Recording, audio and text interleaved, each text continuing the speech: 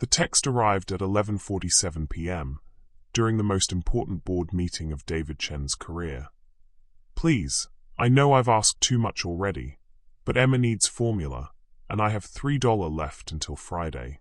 I'm so sorry. He stared at his phone, realizing this desperate plea from a stranger was about to change everything. 3 hours earlier, in a cramped studio apartment where Maya Rodriguez sat on her second-hand couch, surrounded by a fortress of unpaid bills.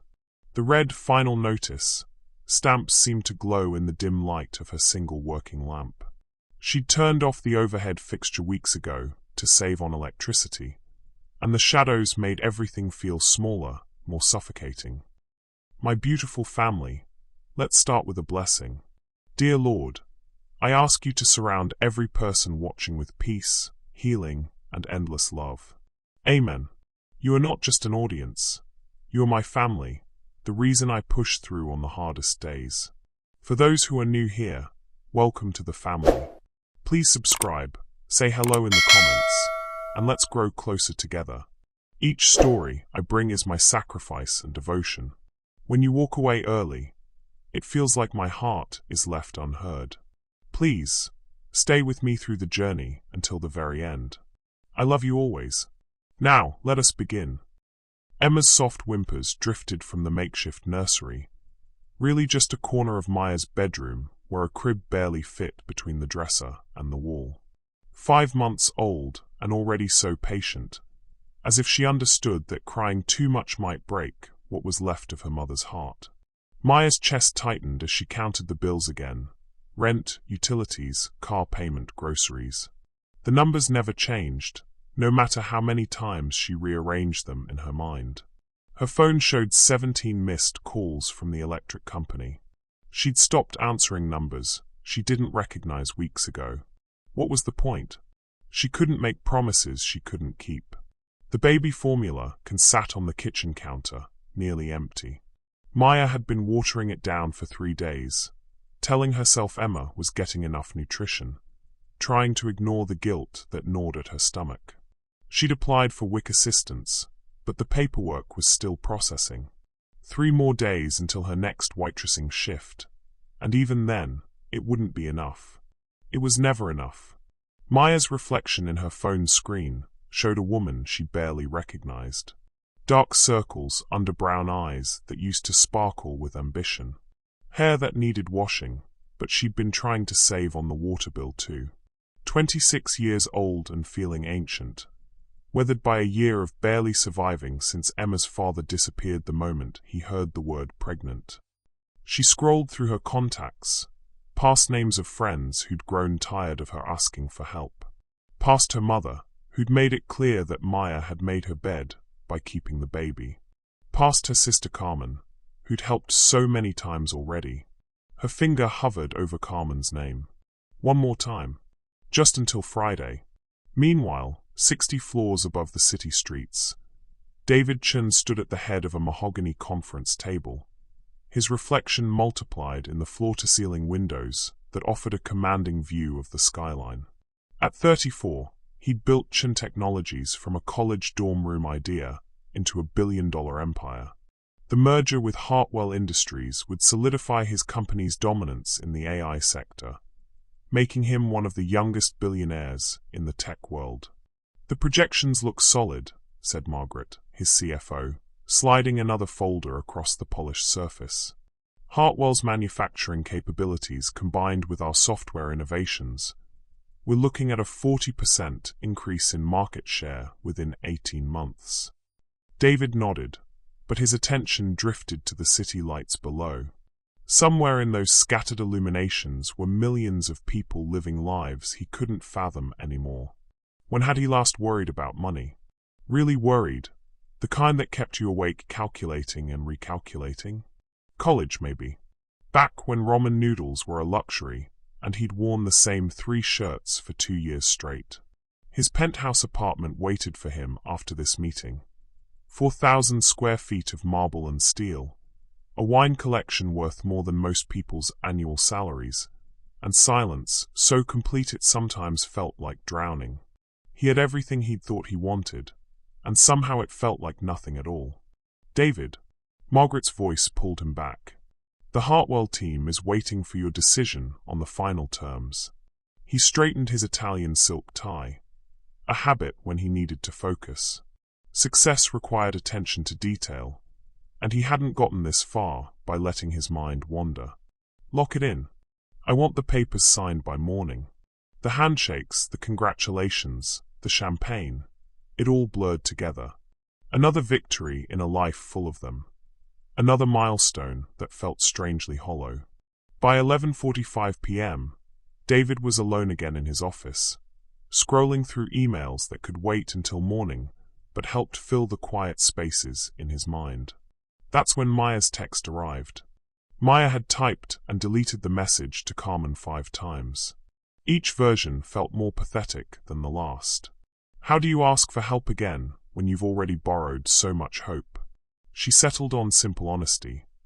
Please, I know I've asked too much already, but Emma needs formula, and I have $3 left until Friday. I'm so sorry. Her thumb hovered over the send button.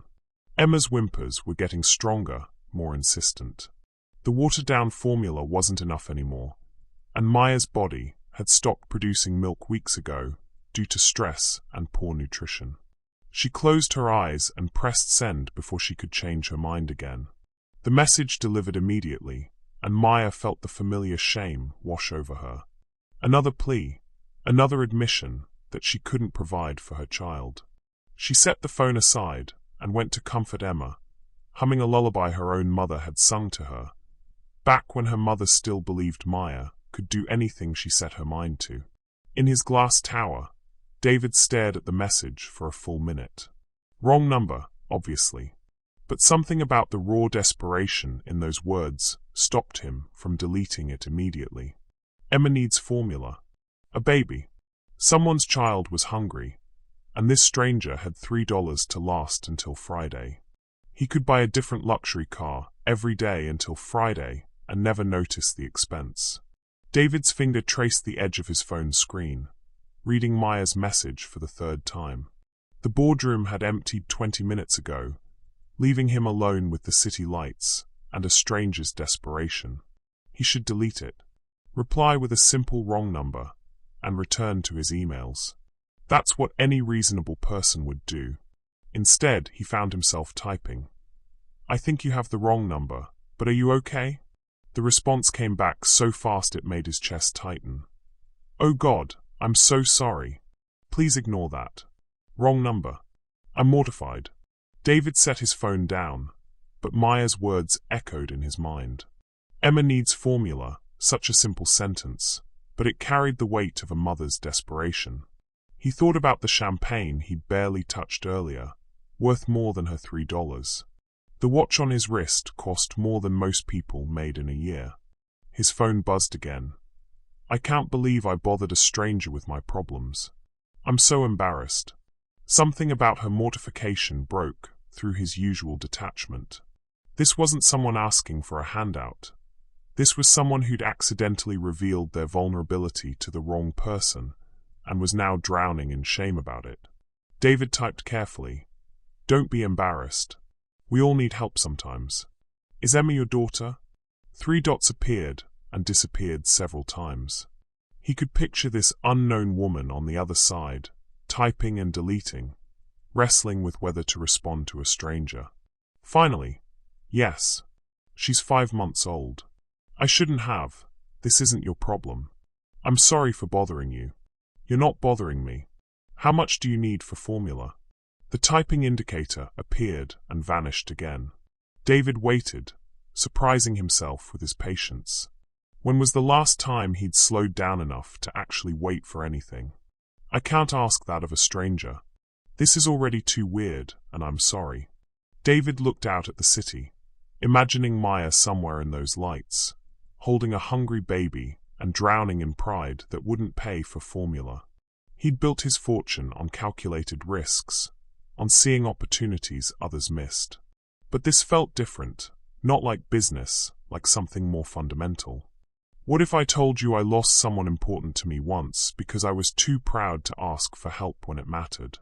What if I told you that sometimes strangers can help in ways that friends can't, because there's no history of debt or obligation?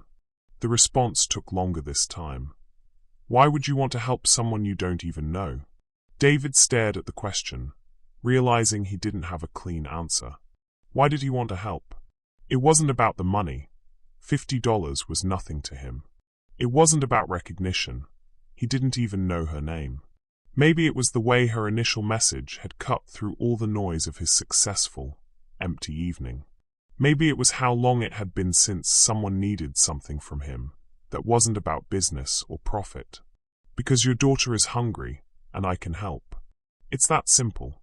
It's not simple for me. I used to have a good job. I used to be independent. I never thought. What happened? He typed the question before he could stop himself, genuinely curious about this woman's story. Life happened. Baby happened. Her father didn't. My company downsized. Savings disappeared. And here I am, texting strangers at midnight, because I've already borrowed too much from everyone I know. David felt something shift in his chest, a recognition he couldn't quite name. Where are you? That's definitely a question I shouldn't answer to a stranger. Fair point. But something about their exchange felt more honest than most conversations he'd had with people he'd known for years. I understand. But I meant, where can I send help? A store nearby? Online order? The typing dots appeared and disappeared for almost a minute. Why are you being kind to someone you've never met? The question hung in the digital space between them. David found himself really thinking about it, not just crafting a response. When had someone last asked him about his motivations without wanting something in return? Maybe because I've spent so many years surrounded by people who want something from me that I forgot what it felt like to just help. No agenda, no return on investment, just because it's the right thing to do. I don't even know your name. David. And you? A long pause. He could feel her weighing trust against desperation, pride against need. Maya. And my daughter is Emma. Hello, Maya. Let me help Emma. Another long pause. David realized he was holding his breath, waiting for her response like it was the most important business deal of his career. There's a 24-hour CVS on Maple Street. But I can't. This feels too weird. I can't let a stranger buy formula for my baby. You're not letting me do anything. I'm choosing to help. There's a difference. His fingers moved across the screen before his business mind could interfere. I'm ordering online for pickup. What's your last name for the pickup? Rodriguez. But David, Done. Order confirmation says it'll be ready in 20 minutes. 2 cans of formula and some diapers. David had already pulled up the CVS website, found the location, and placed the order. The total was $67.84, less than he'd spend on lunch tomorrow. But somehow it felt like the most important transaction he'd made all year. David, I can't accept this. Too late. It's already ordered. And Maya? Yeah, you're a good mother. A good mother asks for help when her child needs it, even when it's hard. Especially when it's hard. David could feel the shift through the screen, something vulnerable cracking open between them. Thank you. I don't know how to repay this. You don't need to. Just take care of Emma. David set his phone down and stared out at the city lights, feeling something he hadn't experienced in years. The simple satisfaction of having helped someone who needed it. No board meetings, no profit margins, no strategic advantage. Just one person helping another because it was right. His phone buzzed. I picked up the formula. Emma is drinking it now, and she's so happy. I can't thank you enough. For the first time in months, David smiled. Really smiled, not the practiced expression he wore for investors and board members. You already did. Maya stared at her phone screen until her eyes burned. The conversation with David had ended an hour ago, but she kept rereading their messages, each exchange making her stomach churn with a different emotion. Gratitude, yes. Relief, absolutely. But underneath it all, a gnawing shame that felt like swallowing glass. She'd become that person, the one who took charity from strangers.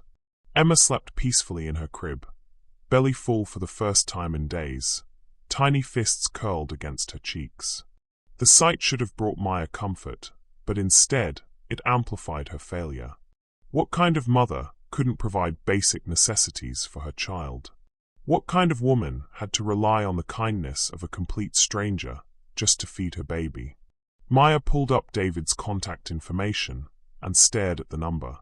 She should block it, delete the whole conversation, and pretend it never happened. Go back to handling her problems alone, the way she'd been raised to. Her mother's voice echoed in her memory. Rodriguez women don't beg, Mija. We work harder.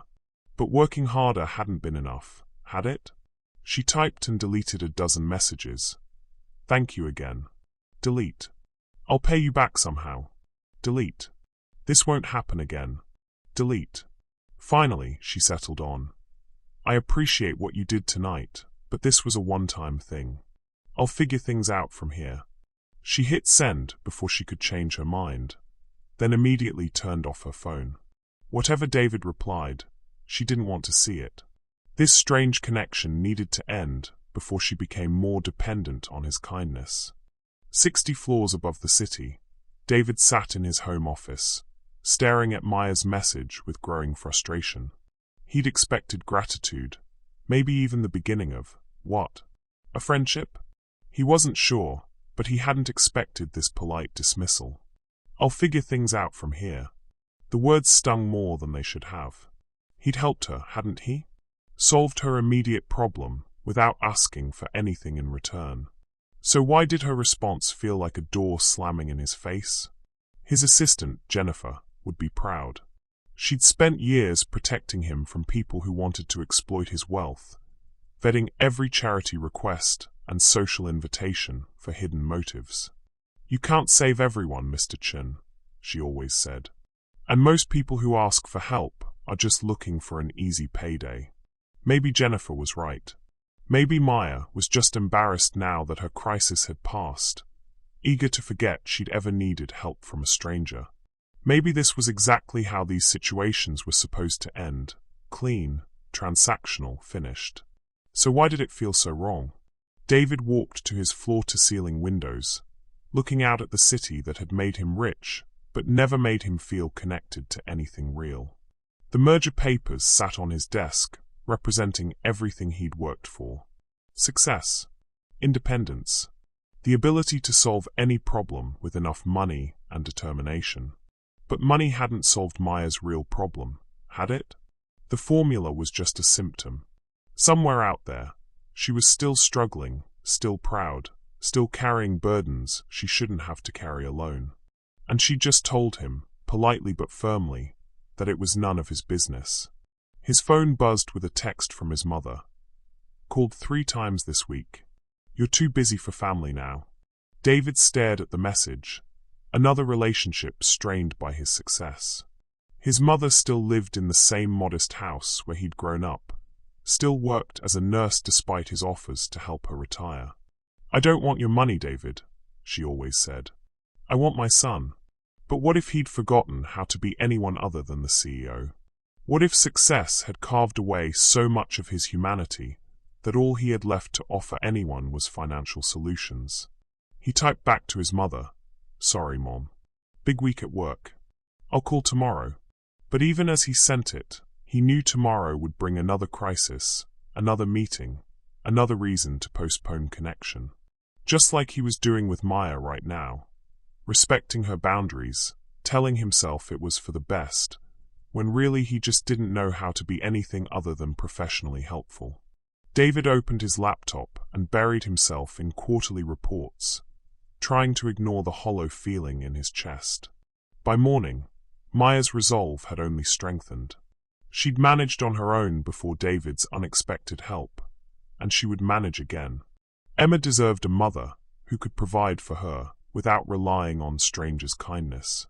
She dressed carefully for her shift at Romano's, the Italian restaurant where she waitressed 3 nights a week. The tips were decent when she worked the dinner crowd, but not nearly enough to cover her mounting expenses. Still, it was honest work, and it was hers. "You look tired, Mama," said Rosa, the veteran waitress who'd taken Maya under her wing. "Everything okay at home?" Maya forced a smile. "Just the usual." Emma's teething. It wasn't entirely a lie. Emma had been fussy, though Maya suspected it was more about the watered-down formula than teething. But that problem was solved now, at least temporarily. "My nephew's a good babysitter if you ever need extra shifts," Rosa offered. "Cheap too." Maya nodded politely, but the math was impossible. Even with more shifts, childcare costs would eat up any extra income. She was trapped in a cycle that felt increasingly hopeless, and last night's charity from David only highlighted how precarious her situation really was. During her break, Maya found herself staring at her phone again. David hadn't responded to her message from last night. Good. That meant he understood this was over, that he should move on and forget about the desperate woman who'd accidentally texted him. But a tiny part of her felt disappointed by his silence, which was ridiculous. She'd told him she didn't need help anymore. What did she expect? That he'd argue with her? Insist on staying involved in her problems? Maya shook her head and shoved the phone back in her pocket. This was better. Cleaner. She had enough complications in her life, without adding a mysterious stranger who solved problems with money she could never repay. Her phone buzzed, and her heart jumped before she could stop it. But it wasn't David. It was her landlord. "Rent is now 15 days late. Need payment by Friday or start eviction process." Maya stared at the message, feeling the walls close in again. Friday. The same deadline she'd mentioned to David, but now for something much bigger than formula. She had 4 days to find $800, and her next paycheck wouldn't cover even half of that. She almost reached for David's number. Almost. Instead, she deleted his contact information entirely. Whatever happened next, she'd face it alone. 3 days passed in stubborn silence. Maya worked double shifts and avoided looking at her phone. David buried himself in back-to-back meetings and told himself he'd done his good deed for the year. Both pretended the other didn't exist. Then Maya's car broke down. She was driving home from a job interview at a medical office, a receptionist position that paid better than waitressing and had actual benefits, when smoke started pouring from under the hood. The ancient Honda wheezed to a stop in the parking lot of a Starbucks in the financial district, 3 miles from Emma's daycare and an hour before pickup time. Maya sat behind the wheel, staring at the smoke, and felt something break inside her chest. Not the engine, that was already broken. Something deeper. The last thread of hope she'd been clinging to since Emma was born. She called the daycare first. "I'll be late picking up Emma. Maybe an hour." "That's an additional $50 late fee," the director reminded her, not unkindly, but without room for negotiation. $50 she didn't have. Maya closed her eyes and calculated. Towing the car would cost at least $100. Repairs could be anywhere from $200 to $2,000. The job interview had gone well, but even if they offered her the position, she wouldn't start for 2 weeks. Rent was due in 2 days. She called the cheapest tow truck service she could find on her phone. "We can be there in about 2 hours, the dispatcher said. 2 hours meant $100 in late fees at daycare. 2 hours meant sitting in a broken car, watching successful people stride in and out of Starbucks with their perfect lives and reliable vehicles. Maya put her head down on the steering wheel and allowed herself exactly 60 seconds to feel sorry for herself. Then she did what she always did. She started solving the problem. She grabbed her purse and walked toward the Starbucks, planning to call her sister Carmen. Maybe she could pick up Emma and watch her overnight. Maybe. "Maya!" The voice made her freeze. She turned slowly, and there was David Chun, standing outside the coffee shop in an expensive suit, looking as shocked as she felt. "Aye." Maya felt her cheeks burn. "Hi." David glanced at the smoking Honda, then back at her face, and she watched his expression shift from surprise to concern. Car trouble? It's fine. Just waiting for a tow truck. She tried to sound casual, like breaking down in his neighborhood was perfectly normal. In this parking lot? At 3 p.m. on a Wednesday. David's tone was gentle, but his eyes were sharp. Maya, what's wrong? The kindness in his voice almost broke her resolve. Nothing. Just car stuff. I should go. She turned toward the Starbucks, but David stepped into her path. How long have you been waiting? Not long. Your hands are shaking. Maya looked down, realizing he was right. I have to pick up Emma in an hour, and the tow truck won't be here for 2 hours, and the daycare charges $50 for every hour you're late, and The words tumbled out before she could stop them. David was quiet for a moment, processing. Where's the daycare? You don't need to. Maya. His voice was firm, but not harsh. Where's the daycare? She met his eyes, seeing something there that looked almost like hurt. Sunshine Academy on Maple Street. I'll drive you. You don't understand. I can't leave my car here, and I can't afford the tow truck, and even if I could, I'll handle the car. You get Emma? Maya shook her head. David, no. I told you I don't need. This isn't about what you need. His voice was sharper now, and she saw a flash of frustration. Your daughter is at daycare. Your car is broken, and you're standing here shaking because you're trying to solve 6 problems at once. I'm offering to drive you 3 miles. That's it. That's not it, though. Maya's voice broke slightly. It's never just one thing with you, is it? First formula, then you'll want to pay for my car, then my rent, then what? When does it stop? David stepped back as if she'd slapped him. Is that what you think? That I'm trying to buy my way into your life? I don't know what you're trying to do. That's the problem. They stared at each other across 3 feet of parking lot asphalt, the space feeling like a canyon. Maya could see other customers glancing at them. A woman in waitress clothes arguing with a man in a $1,000 suit. She probably looked like exactly what people would assume. Someone trying to get money from a wealthy man. You want to know what I'm trying to do? David's voice was quiet, but intense. I'm trying to help someone who reminds me what it feels like to care about something real. But if that threatens you, if accepting help from someone who can afford to give it is worse than watching your daughter stay late at daycare while you figure out how to solve everything alone, then you're right. I should walk away. He turned toward the Starbucks, and Maya felt panic rise in her throat. Wait. David stopped but didn't turn around.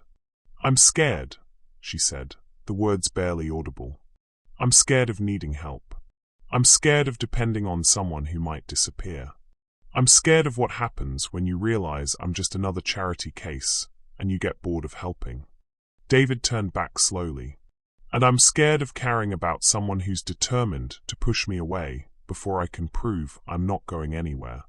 They looked at each other across the parking lot, 2 people afraid of the same thing. Connection that might actually matter. Maya's phone rang. The daycare. This is Sarah from Sunshine Academy. Just wanted to confirm pickup time for Emma today. Maya closed her eyes. I'll be there in 20 minutes. I'm sorry, but if you're more than 15 minutes late, we have to charge. I know. Maya hung up and looked at David. If I accept this ride, it doesn't mean. It means you're letting me drive you to pick up your daughter. That's all. Maya nodded slowly. Okay, but I'm paying for my own tow truck. David almost smiled. Okay. As they walked toward his Tesla, Maya felt the strange sensation of a door opening. Not the one she'd been trying to keep closed, but a different one entirely. One she hadn't even known was there. David. Yeah. Thank you. For not walking away. Thank you for not letting me. Have you ever had to choose between pride and accepting help when you really needed it? Tell us about a time when someone's unexpected kindness changed your perspective. We'd love to hear your story. The Tesla's silence felt deafening after Maya's rattling Honda. She sat rigid in the passenger seat, acutely aware of everything. The leather that probably cost more than her monthly rent. The dashboard that looked like a spaceship. The way David's hands rested confidently on the steering wheel. This car was worth more than she'd make in 5 years. "Your daughter," David said as they pulled into traffic. "Emma. That's a pretty name. It means universal." Maya kept her eyes on the window. "I wanted her to feel like she belonged everywhere, you know? Like the whole world could be home." David glanced at her. "That's beautiful. What made you choose it?" Maya was quiet for so long he thought she wouldn't answer. Finally, "I grew up feeling like I didn't belong anywhere. Wrong side of town for the rich kids. Too ambitious for my neighborhood. Never quite fitting in. I didn't want that for her." "And her father?" The question slipped out before David could stop it. Maya's shoulders tensed. "What about him?" "Sorry. I didn't mean to pry." "He's not in the picture," Maya said flatly. "Never was really. The moment I told him I was pregnant, he said I was trying to trap him. Gave me money for a procedure. When I said no, he blocked my number." David felt anger rise in his chest. Not at Maya, but at a man he'd never met. "I'm sorry. Don't be. Emma and I are better off without someone who sees her as a trap instead of a gift." They pulled up to a red light, and David found himself really looking at Maya for the first time. The determined set of her jaw, the way she held herself like she was ready to fight the world. "You're strong," he said. Maya let out a bitter laugh. "Strong people don't break down in parking lots over tow trucks. Strong people break down, and then keep going anyway." The light turned green, but David's words hung in the air between them. Maya turned to study his profile. The sharp jawline, the expensive haircut, the way he drove like someone who'd never worried about gas money or parking fees. "What about you?" she asked. "Why does a billionaire CEO spend his Wednesday afternoon rescuing strangers?" David's hands tightened on the steering wheel. "Who said I was a billionaire?" "Google. I looked you up after our first conversation." Maya watched his reaction. Chen Technologies. Youngest CEO to take a company public in the last decade. Net worth estimated at $1.2 billion. "You're kind of famous. And what else did Google tell you? That you're single. That you work 18-hour days. That you've never been married." She paused. "That your business partner died in a car accident 3 years ago." David was quiet for several blocks. When he finally spoke, his voice was different, smaller somehow. His name was Michael. "We built the company together from nothing. Started in my dorm room senior year at Stanford. What happened? We'd been fighting about the direction of the company. He wanted to stay small, keep it personal. I wanted to expand, go global. We had this huge argument the night before, the accident." David's voice caught. "Last thing I said to him was that he was holding us back." Maya felt something shift in her chest. "David." "He was driving to our office at midnight to work on a compromise proposal. Something that would let us both get what we wanted." David turned into the daycare parking lot, but didn't get out. "If I hadn't been so stubborn, if I'd just listened to him instead of pushing, he'd still be alive." "That's not your fault, isn't it? I spent so many years focused on success that I forgot what actually mattered. Michael tried to remind me, and I wouldn't listen. After he died, I threw myself into work even harder. Built the company he died trying to save into everything he didn't want it to be." Maya understood now. The hollow look she'd glimpsed in his eyes, the way he'd been so quick to help a stranger. "You're trying to save everyone because you couldn't save him." David finally looked at her. "Maybe. Or maybe I'm just trying to remember what it feels like to care about something other than profit margins." They sat in the daycare parking lot, two broken people who'd found each other by accident. Maya reached over and touched David's hand. The first time she'd initiated contact. "I wasn't always like this," she said quietly. "Broke, I mean. I had a good job before Emma. Marketing coordinator at a tech startup. Made decent money, had my own apartment, was saving for a house." She laughed without humor. "I had a 5-year plan. What happened? Morning sickness happened. Pregnancy brain happened. I started making mistakes at work, missing meetings, forgetting deadlines. My boss was understanding at first, but when I had to leave early for doctor appointments and take days off for complications, Maya shrugged. They laid me off when I was 7 months pregnant. Officially it was budget cuts, but I wasn't stupid. David felt his jaw clench. That's illegal. Prove it. They were smart about it.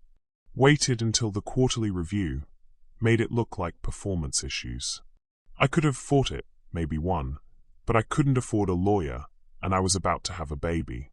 So I took the severance and figured I'd find something else. But you couldn't. Who's going to hire a single mother with a newborn? Even if I found something, childcare costs more than most entry-level jobs pay. I've been trapped ever since.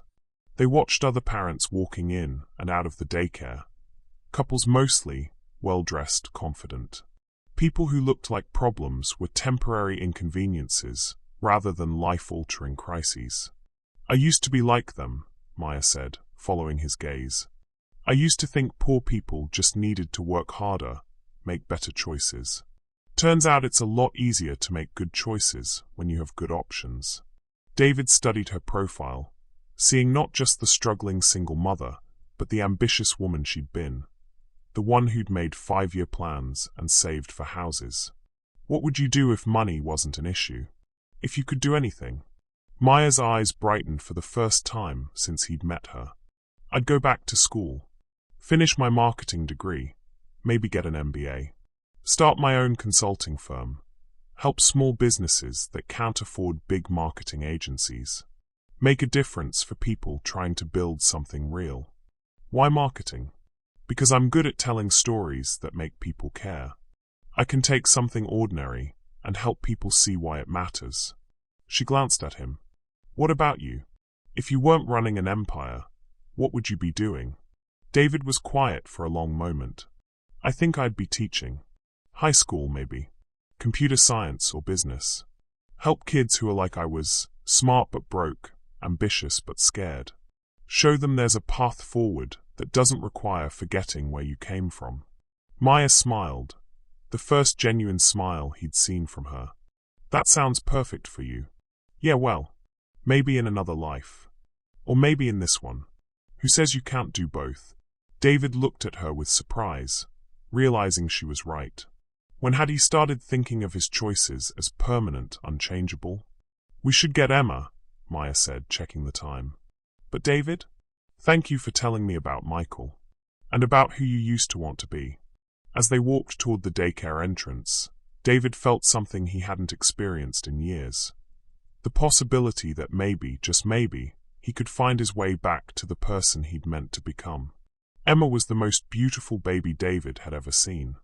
That thought surprised him as Maya lifted her daughter from the daycare worker's arms. 5 months old with Maya's dark eyes and an impossibly sweet smile. Emma seemed to light up the moment she saw her mother. But what struck David most wasn't the baby's beauty. It was the way Maya's entire being transformed the instant Emma was in her arms. Gone was the guarded, defensive woman from the parking lot. In her place was someone radiant with love, speaking in gentle Spanish as she checked Emma's diaper bag and thanked the daycare worker. David watched Maya kiss Emma's forehead with such tenderness that something deep in his chest cracked open. She's perfect, he said without thinking. Maya looked up, surprised by the reverence in his voice. You think so? I know so. David moved closer, and Emma turned her curious gaze to him. Hi there, Emma. I'm David. To everyone's surprise, Emma reached out a tiny hand toward David's face. When he offered his finger, she grasped it with surprising strength, studying him with the serious expression babies get when they're trying to figure out the world. She likes you, Maya said, wonder in her voice. She's usually shy with strangers. Maybe I'm not a stranger anymore. The words hung between them as they walked to the car. David found himself moving slowly, reluctant to break the spell of Emma's tiny hand still wrapped around his finger. I should call someone about my car, Maya said once they were back in the Tesla. I already did. My mechanic is towing it to his shop. He'll call with an estimate tomorrow. Maya's jaw tightened. David, I told you. You told me you'd pay for your own tow truck. I had him tow it somewhere that won't rip you off. You can still pay for whatever you want to pay for. She studied his face, looking for the catch. Why would your mechanic help me? He doesn't know me. Because I asked him to. And because Tony's a good guy who charges fair prices and doesn't try to sell you repairs you don't need. In the back seat, Emma made a contented gurgling sound. Maya glanced back at her daughter, then at David. I don't understand you. What's not to understand? This. Maya gestured between them. You could be anywhere right now, doing important CO things. Instead you're driving around a waitress and her baby, arranging car repairs, missing meetings. I'm not missing anything important. How do you know? David was quiet for a moment, considering the question seriously. Because this feels more important than anything I've done in months. They drove in comfortable silence for several blocks, Emma babbling softly in the back seat. David found himself taking the long way to Maya's apartment, not ready for this strange, perfect afternoon to end. Can I ask you something? Maya said. When you were building your company, before you had money, what kept you going? What made you believe it would work? David thought back to those early days, the 18-hour coding sessions, the instant ramen dinners, the constant rejection from investors. Michael mostly. He believed in what we were building even when I didn't. He used to say that the best ideas feel impossible until suddenly they don't. He sounds like a good friend. The best. He would have liked you. Maya felt heat rise in her cheeks. You think? I know. He always said I was too serious, that I needed someone who could call me on my bullshit and make me laugh. David glanced at her. You do both. I make you laugh. Maya couldn't hide her smile. You made me smile more in the past hour than I have in the past month. They pulled up in front of Maya's apartment building. A converted house divided into small units, paint peeling from the front porch, a far cry from David's world of glass and steel. Maya felt embarrassment creep up her spine. This is me, she said, reaching for the door handle. Maya, wait. David turned off the engine. Would you like help carrying Emma upstairs? Maya hesitated. Inviting David into her tiny apartment felt like crossing a line she wasn't ready to cross. But Emma had fallen asleep in her car seat, and the stairs to the second floor were steep and narrow. Okay, but it's small, and messy, and nothing like what you're used to. I don't care about any of that. Maya's apartment was indeed small.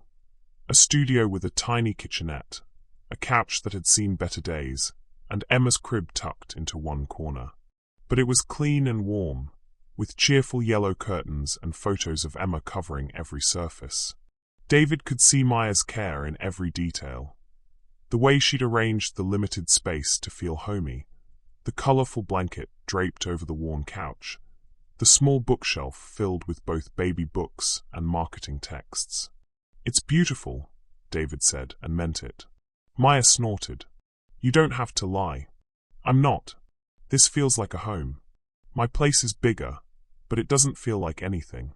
Maya settled Emma in her crib, then turned to find David studying the photos on her dresser. Pictures of Emma from birth to now, documenting every milestone. She's grown so much, he said softly. Every day she's different. Every day she's more herself. Maya joined him by the photos. Sometimes I look at her and can't believe I made something so perfect. You're a good mother, Maya. Anyone can see that. Maya felt tears prick her eyes. When was the last time someone had said that to her? When was the last time someone had seen her as anything other than a charity case or a cautionary tale? Some days I don't feel like it. Some days I feel like I'm failing her. David turned to face her fully. Look around this place. Look at those pictures. Look at how happy she is with you. You're not failing anyone.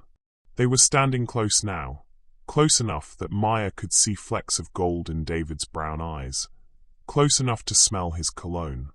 Something expensive but subtle. The air between them felt charged, full of possibility and fear in equal measure. David, Emma stirred in her crib, making soft baby noises. The moment broke, but gently, like morning fog lifting. I should let you rest, David said, but he didn't move toward the door. Thank you. For today. For all of it. Maya walked him to the door, reluctant to let him leave. Maya. Yeah. Would it be okay if I called you? Not about emergencies or problems. Just to talk. Maya felt her heart speed up. I'd like that. David smiled. That real smile she was starting to love. Good. Because I'd like that too. After he left, Maya sat on her couch and stared at Emma sleeping peacefully in her crib. For the first time in months, the apartment didn't feel like a trap. It felt like a beginning. Her phone buzzed with a text from David. Thank you for letting me meet Emma. She's lucky to have you. Maya typed back. Thank you for seeing us. Both of us. Always. One word, but it felt like a promise. Maya held her phone against her chest and allowed herself to hope, just a little, that maybe she wasn't as alone as she thought. Outside her window, the city hummed with evening traffic, but for the first time in months, Maya felt like she was part of something larger than her own struggle. She felt like she belonged. For 3 days, Maya lived in a bubble of cautious happiness. David called every evening, not with offers of help or solutions to her problems, just to talk. They discussed everything from Emma's latest milestone, she'd learned to blow bubbles, to David's memories of building his company. Maya found herself looking forward to his calls with an anticipation that both thrilled and terrified her. On Thursday morning, her phone rang while she was feeding Emma breakfast. Maya Rodriguez? The voice was crisp, professional, unfamiliar. Yes. This is Jennifer Walsh, Mr. Chen's executive assistant. He's asked me to handle the arrangements for your vehicle repairs and to discuss your employment situation. Maya's spoon froze halfway to Emma's mouth. My what? Your car repairs came to $850. Mr. Chen has authorized payment. Additionally, I understand you're seeking employment. We have several entry-level positions at Chen Technologies that might be suitable, and Mr. Chen mentioned you might benefit from our corporate housing assistance program. The words hit Maya like ice water. Corporate housing assistance? Yes, we have partnerships with several apartment complexes that offer reduced rent for employees. Much nicer than your current situation. Mr. Chen thought you might be interested in relocating. Maya set the spoon down with trembling fingers. How do you know about my current situation? Mr. Chen asked me to do some research to better understand how we could help. Standard background check, employment history, credit report, housing records. Nothing invasive, I assure you. The room spun around Maya. He had me investigated. It's just due diligence, Ms. Rodriguez. Mr. Chen is very generous with his charitable contributions, but we have to ensure appropriate allocation of resources. I hope you understand. Maya ended the call without another word and stared at her phone, hands shaking with rage and humiliation. Charitable contributions, appropriate allocation of resources. That's what she was to him, a tax write-off, a project, another business decision. She thought about their conversations, his gentle questions about her past, the way he'd listened so intently when she talked about her dreams. Had any of it been real? Or was he just gathering information for his assistant's report? Her phone buzzed with a text from David. Good morning. How's Emma today? Maya stared at the message, seeing it differently now. Was this part of his charity work too? The daily check-ins, the carefully timed concern? She imagined him with Jennifer, reviewing files. Asterisk subject shows good maternal instincts. Recommend continued engagement to ensure child welfare. Asterisk. She typed back, we're fine. Thanks for having your assistant call about the car. Her phone rang immediately. David. Maya let it go to voicemail, then listened to his message. Maya, I can explain about Jennifer. It's not what you think. Please call me back. But Maya knew exactly what it was. She'd been naive to think someone like David Chen would genuinely care about someone like her without an agenda.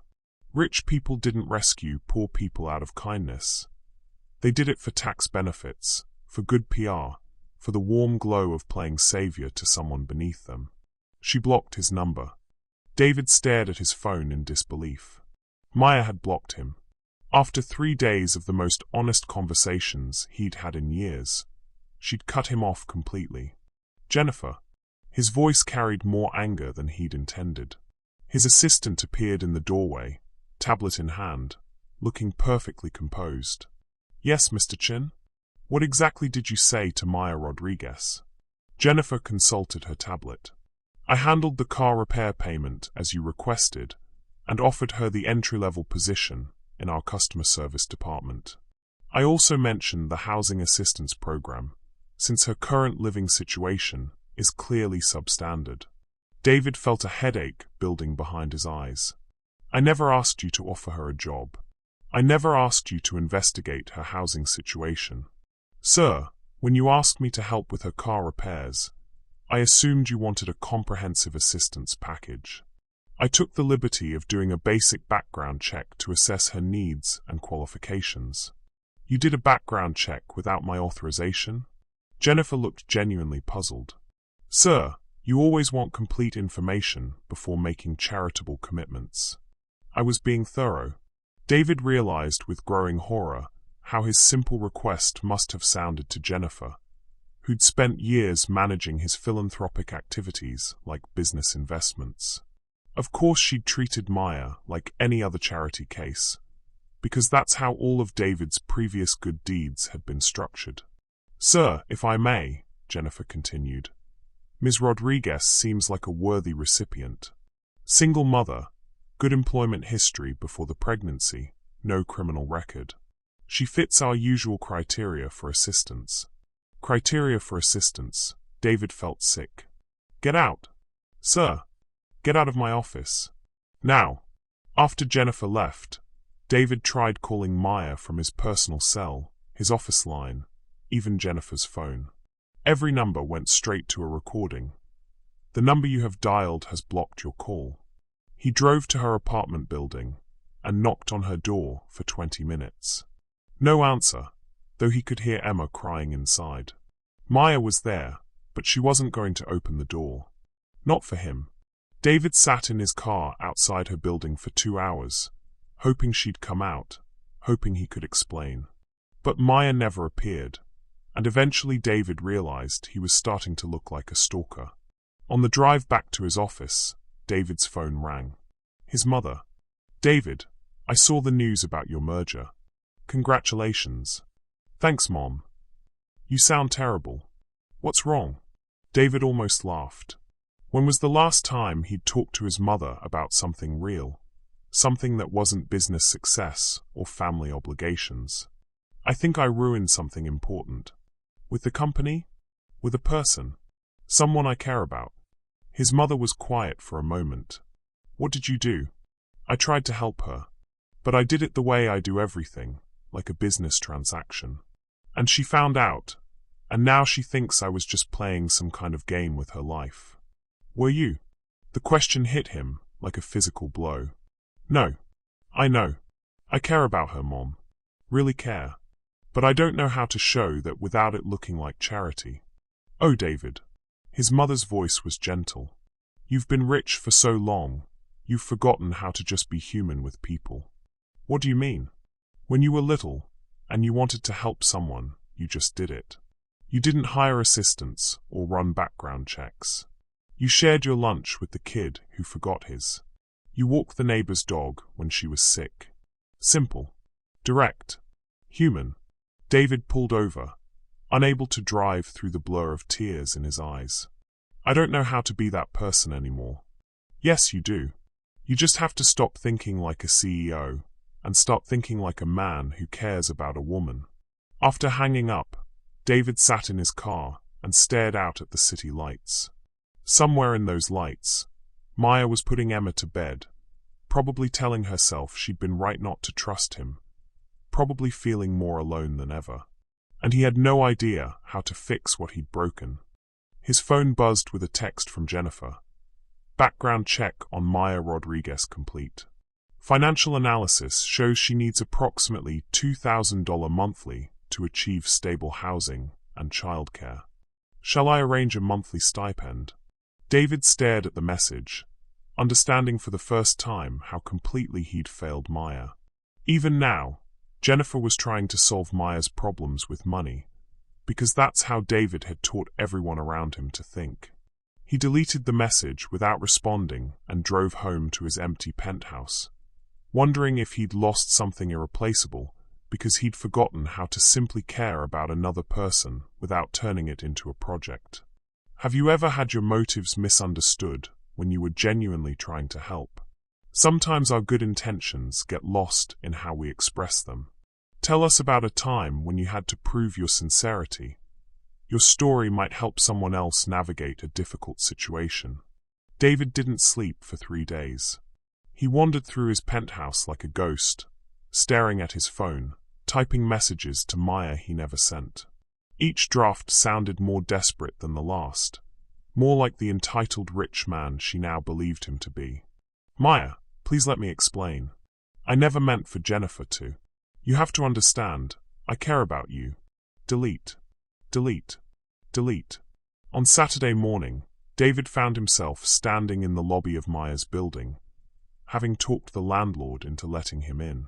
He knocked on her door one more time, knowing she wouldn't answer, but needing to try. Maya, I know you're angry. I know you don't want to see me. But please, just listen for 1 minute. Silence. I never asked Jennifer to investigate you. I asked her to pay for your car repairs, and she did what she always does. She turned it into a business transaction, because that's how I've taught everyone around me to think. That's on me, not you. Still nothing, but David could hear Emma babbling inside, and somehow that gave him strength to continue. I don't want to give you a job, or move you to a better apartment, or fix your life. I just want to know you. I want to hear about Emma's first steps when they happen. I want to argue with you about movies, and listen to your ideas about marketing, and maybe figure out if this thing between us is real. David pressed his forehead against the door. But I understand if you can't trust that. I understand if my money makes it impossible for you to believe I could just care about you for who you are. He waited another 5 minutes, hoping. When no response came, David walked back to his car and sat behind the wheel, staring up at Maya's window. She was up there, probably listening, probably thinking he was just another rich man who thought he could buy his way out of any problem. That's when David made his choice. He drove home and spent the weekend on his laptop, not working on Chun Technologies' business, but researching something else entirely. By Monday morning, he had a plan. Maya watched from her window as David's Tesla disappeared down the street. She'd heard every word he'd said through the door, and part of her, the part that remembered the gentleness in his voice when he met Emma, the way he'd listened to her dreams without judgment, wanted to believe him. But wanting to believe and actually trusting were different things. Maya had been burned before by people who claimed to care, but had ulterior motives. Emma's father had said he loved her right up until the moment he offered her money for an abortion. Her former boss had claimed to value her work while documenting every absence to build a case for firing her. Even some of her friends had faded away once helping her became inconvenient. Rich men didn't fall for poor single mothers. That was a fairy tale, and Maya had learned the hard way that fairy tales weren't real. Her phone rang, an unknown number. Maya, this is Tony from Tony's Auto Repair. I've got your Honda here. Maya's stomach clenched. The bill. David's assistant had said $850, but Maya knew repair estimates could change. How much do I owe you? Well, that's the thing.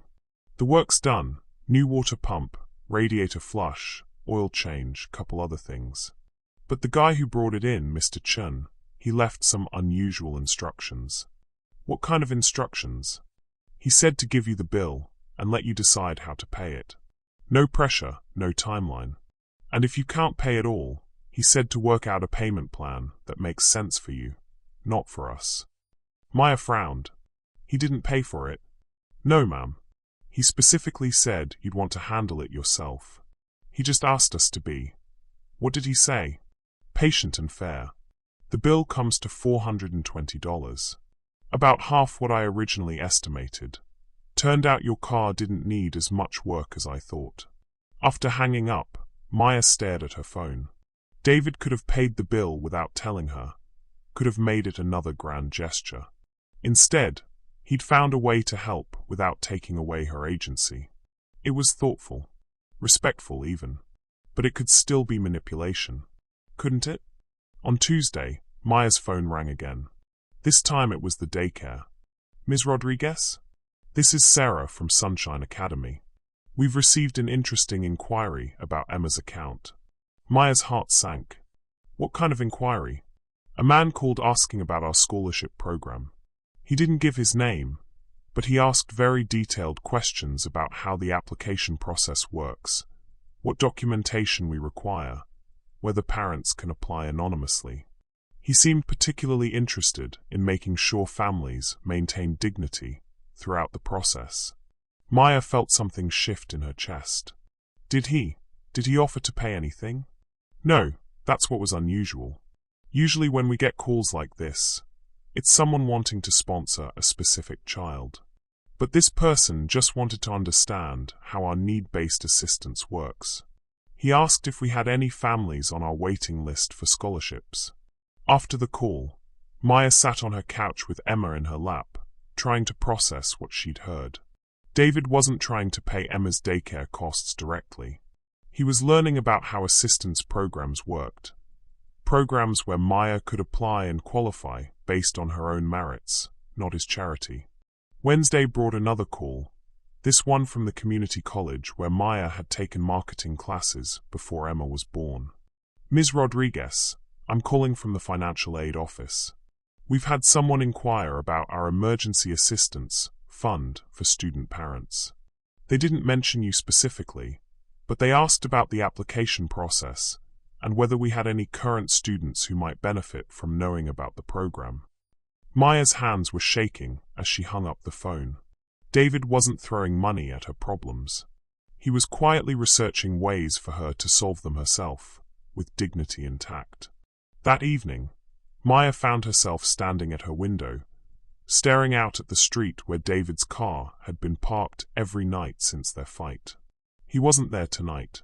For the first time in a week, he wasn't there.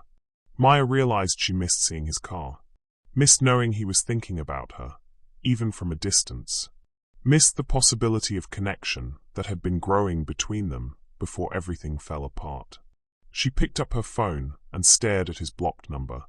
One tap, and she could unblock him. One call, and she could find out if his words at her door had been real. But first, she needed to know something else. Maya called her sister Carmen. I need you to watch Emma for a couple hours tomorrow. There's something I need to do. Everything okay? Maya looked at Emma, sleeping peacefully in her crib, then back at the empty street outside her window. I hope so. I really hope so. Maya stood outside Chen Technologies for 20 minutes, gathering courage. The glass building stretched toward the sky like a monument to everything she'd never had: power, security, success. But she wasn't here to be intimidated. She was here for answers. The receptionist, a polished woman with a kind smile, looked surprised when Maya asked to see David Chen. Do you have an appointment, MS? Rodriguez. Maya Rodriguez. And no, I don't have an appointment. But could you tell him I'm here? Please. Something in Maya's voice must have conveyed urgency, because the receptionist picked up her phone. Mr. Chen? There's a Maya Rodriguez here to see you. Yes, sir. Right away. The elevator ride to the 40th floor felt endless. Maya checked her reflection in the polished doors. She'd worn her best dress, the one she saved for job interviews, and had spent extra time on her hair. She wanted to look strong, confident, like someone who belonged in David's world, even if she didn't feel it. The elevator doors opened to reveal David standing there waiting, looking like he hadn't slept in days. His usually perfect hair was disheveled, his expensive shirt wrinkled. For a moment, they just stared at each other across the elevator threshold. Maya. Her name came out like a prayer. Hi. She stepped into the hallway, and the elevator doors closed behind her with finality. I can't believe you're here. I mean, I hoped, but I didn't think. David ran a hand through his hair, making it even messier. Are you okay? Is Emma okay? We're fine. David, I need to ask you something, and I need you to tell me the truth. Anything. Maya took a deep breath. The daycare called, and the community college, and Tony from the auto shop. You've been researching assistance programs, haven't you? Ways I could get help without it coming from you directly. David's shoulders sagged slightly. Yes. Why? Because you were right. About all of it. I do solve everything with money, because it's easier than actually connecting with people. It's cleaner, more controlled. But with you, he met her eyes. With you, I didn't want clean or controlled. I wanted real. And real means respecting that you need to stand on your own feet. Maya felt tears prick her eyes. So instead of writing checks, you spent hours researching programs I might qualify for? I called 17 different organizations. Did you know there's emergency childcare assistance for single parents returning to school? And that the community college has a specific fund for mothers in STEM fields? I made lists, Maya. Spreadsheets of resources that had nothing to do with me or my money. That's the most romantic thing anyone's ever done for me, Maya whispered. David blinked. Making spreadsheets is romantic? Caring enough to find ways to help me help myself? Yes. That's incredibly romantic. Maya stepped closer. David, I'm sorry. I was so scared of being someone's charity case that I couldn't see the difference between you trying to control my life and you trying to support my choices. You don't have anything to apologize for. I should have. No. Maya placed her hand on his chest, feeling his heartbeat speed up under her palm. We both made mistakes. But I'm here now, and I need you to know something. What? I unblocked your number last night. And when you didn't call, I realized I wasn't waiting for you to reach out anymore. I was ready to reach out myself. David covered her hand with his own. I didn't call because I was afraid you'd hang up on me again. I've been driving by your apartment every night, just hoping to catch a glimpse of you. I know. I watched from my window. They stood there in the hallway of his office building, hands touching, finally being completely honest with each other. Maya, I need you to know something too. This isn't about helping you or fixing your problems or being your knight in shining armor. This is about the fact that I haven't been able to stop thinking about you for 2 weeks. About how you make me laugh and challenge me and make me want to be better than I am. Maya's breath caught. David, I'm falling in love with you. With your strength and your stubbornness and the way you love Emma. With your dreams and your pride and even your terrible habit of pushing people away when they get too close. His voice broke slightly. I'm in love with you, Maya, and I don't know how to prove that without it looking like something else. Maya reached up and touched his face, tracing the tired lines around his eyes. You just did prove it. You spent weeks finding ways to help me without taking away my independence. You respected my boundaries, even when it cost you what you wanted most. That's not what someone does for charity, David. That's what someone does for love. So what happens now? David leaned into her touch. Now you ask me what I want. What do you want, Maya? Maya smiled, the first completely unguarded smile she'd given him. I want to have dinner with you. A real date, where you pick me up and I spend too long getting ready, and we argue about where to eat, and you meet Emma properly as someone who matters to me. And after dinner? After dinner, we take it one day at a time. We figure out how to blend your world and mine without losing ourselves. We learn how to help each other without keeping score. And maybe, Maya stepped even closer, maybe we see if this crazy thing between us is strong enough to last. David cupped her face in his hands. Can I kiss you now? You better. When their lips met, it felt like coming home and starting an adventure all at once. David tasted like possibility and promise, and Maya melted into him like she'd been waiting her whole life for this moment. When they finally broke apart, both breathless, David rested his forehead against hers. "I have a confession," he murmured. "What?" "I already cleared my schedule for tonight. And tomorrow night. And probably next weekend too." Maya laughed. "That presumptuous, are you?" "Hopeful." "I'm hopeful, Maya Rodriguez." "Good. Because I happen to be free tonight. And tomorrow night. And next weekend." She grinned. "I should probably warn you though, dating a single mother is complicated. Good thing I like complicated. Simple was boring me to death." As they walked toward David's office, hands intertwined, Maya caught their reflection in the glass doors. They looked like they belonged together, not because their worlds matched, but because their hearts did. "David." "Yeah. When we tell this story someday, how we met, remind me to thank whoever invented wrong numbers." David laughed, the sound echoing through the hallway. "Deal. But I'm pretty sure the story's going to be even better than how it started." Maya squeezed his hand, thinking about Emma waiting at daycare, about the evenings stretched ahead of them, about all the possibilities that had opened up with one accidentally sent text message. "I love you too," she said quietly. "Just so you know."